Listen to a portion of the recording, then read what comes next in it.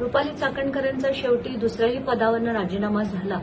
पहिल्या पदावरनं सीएमने निर्देश दिले म्हणून आणि दुसऱ्या पदावरनं लोकांची जबरदस्ती होती. राष्ट्रवादीच्या अनेक आमदारांनी त्याच्यावर आक्षेप घेतले म्हणून झालेला हा जबरदस्तीचा राजीनामा आहे. आणि खरं तर हा इतका उशीर व्हायला नको होतं. पण आत्ताच्या घटकेला मला असं म्हणायचंय की हा राजीनामा डॉक्टर संपदा मुंडेंना समर्पित करायला हवा. कारण त्यांच्या मृत्यूनंतर त्यांच्यावर जे शिंतोडे उडवण्याचा प्रयत्न या बाईंनी केला होता तर त्यांना त्याच्या कर्माची फळं भोगायला लागली असंही मी म्हणेन.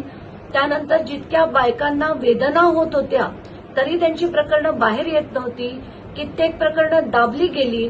तर या सगळ्यावर मला असं वाटतं की त्याची कर्माची फळं ह्या रुपाली चाकणकरांना भोगावी लागली आहेत.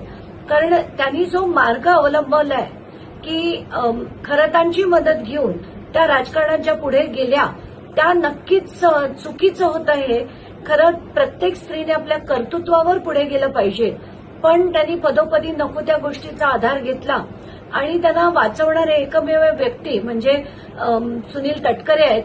तर हे सगळं लोकांचा विरोध होत असताना, तीव्र विरोध होत असताना पण जे पदोपदी वाचवलं गेलं ते सुनील तटकरेंनी वाचवलं, याच्यात काहीच शंका नाही.